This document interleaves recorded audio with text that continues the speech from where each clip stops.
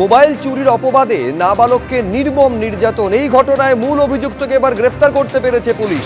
মুম্বাই থেকে গ্রেফতার করা হয়েছে শাহেন শাহকে। এই মামলায় আরো দুজনকে গ্রেফতার করা হয়েছে, অর্থাৎ ধৃতের সংখ্যা বেড়ে দাঁড়ালো ৩। এই দুজনকে গতকালই গ্রেফতার করা হয়েছিল, অর্থাৎ মোট ধৃতের সংখ্যা বেড়ে দাঁড়ালো ৫। ঘটনার পর থেকে পলাতক ছিল মূল অভিযুক্ত। অভিযুক্ত গ্রেফতার হলেও নাবালকের খোঁজ পাওয়া যায়নি। চোর অপবাদে মহেশতলার কারখানায় উল্টো ঝুলিয়ে ইসলামপুরের কিশোরকে ইলেকট্রিক শক দেওয়া হয়। নাবালককে ঝুলিয়ে ইলেকট্রিক শক, বেধড়ক মারধর পর্যন্ত করা হয় এবং সেই হাড় হিম করা ছবি ভাইরাল হওয়ার পরই নড়ে চড়ে বসে পুলিশ। মহেশতলার কারখানায় কাজ করত ইসলামপুরের বাসিন্দা এই নাবালক।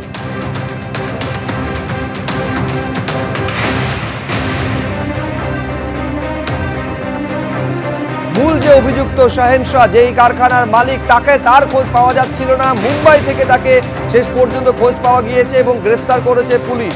আপনারা জানেন যে ইতিমধ্যে দুজনকে গ্রেফতার করা হয়েছিল, তারপরই এই মুম্বাই থেকে তার সন্ধান পাওয়া যায় শাহেন শাহ, তাকে গ্রেফতার করেছে পুলিশ। ঘটনার পর থেকেই পলাতক ছিল সে। অভিযুক্ত গ্রেফতার হলেও নাবালক কোথায়, কি অবস্থায় নাবালক রয়েছে, এখনো সে নিয়ে কোনো তথ্য সামনে আসেনি। আমি আরো বিস্তারিত জানবো, কথা বলবো আমাদের প্রতিনিধি আবির দত্তর সঙ্গে। আবির, নিঃসন্দেহে এবার শাহেন শাহকে যখন হাতে পাওয়া গিয়েছে, এইটা পুলিশ জানতে চাইবে যে কি কারণে তার উপর মারধর করা হয়েছিল, কতদিন ধরে এই ঘটনা চলছিল। পাশাপাশি উদ্বেগের যেটা দিক আবির, ওই নির্যাতিত নাবালক সে এখন কোথায় আছে, কি অবস্থায় রয়েছে, কোনো তথ্য কি পাওয়া যাচ্ছে আবির? দেখো, তার এখনো পর্যন্ত কোনো রকম খোঁজ পাওয়া যায়নি এবং শাহেন শাহ বলে যে ব্যক্তি, যে কারখানার মালিক, তাকে ইতিমধ্যে পুলিশ গ্রেপ্তার করেছে এবং তাকে মুম্বাই থেকে গ্রেপ্তার করা হয়েছে। তার যে ভাই ফিরোজ, তাকেও গ্রেপ্তার করা হয়েছে এবং তার সঙ্গে তাদের কর্মচারী হিসেবে, যেটা এখনো পর্যন্ত জানা যাচ্ছে, আশিক, তাকে গ্রেপ্তার করা হয়েছে। এই যে তিনজনকে গ্রেপ্তার করা হয়েছে, গতকাল দুজনকে আমরা জানি তাদেরকেও ধরা হয়েছিল।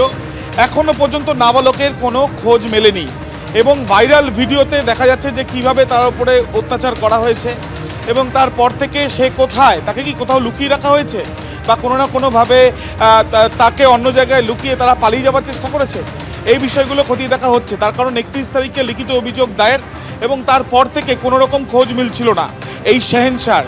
তারপরে সে বিভিন্ন জায়গায় পালিয়ে বেড়াচ্ছিল, এমনটাই অনুমান তদন্তকারীদের। এখন তাকে যদি আজকে ট্রানজিট রিমান্ডের জন্য আবেদন করার সম্ভাবনা রয়েছে পুলিশের। মুম্বাইয়ে ট্রানজিট রিমান্ডে পাওয়া গেলে সেই ক্ষেত্রে নিয়ে আসা হবে এই রবীন্দ্রনগর থানায় এবং তারপর সেখান থেকে আলিপুর কোর্টে তাকে হেফাজতে চেয়ে আবেদন জানানো হবে এবং হেফাজতে পাওয়া গেলে সেই ক্ষেত্রে তাকে জিজ্ঞাসাবাদ করে কোথায় এই নাবালক, তার খোঁজ মিলতে পারে, এমনটাই আশা করছেন তারা। তবে এখনও পর্যন্ত বিভিন্ন জায়গায় সিসিটিভি থেকে আরম্ভ করে তল্লাশি অভিযান চালালেও ওই নাবালকের খোঁজ মেলেনি। ধন্যবাদ।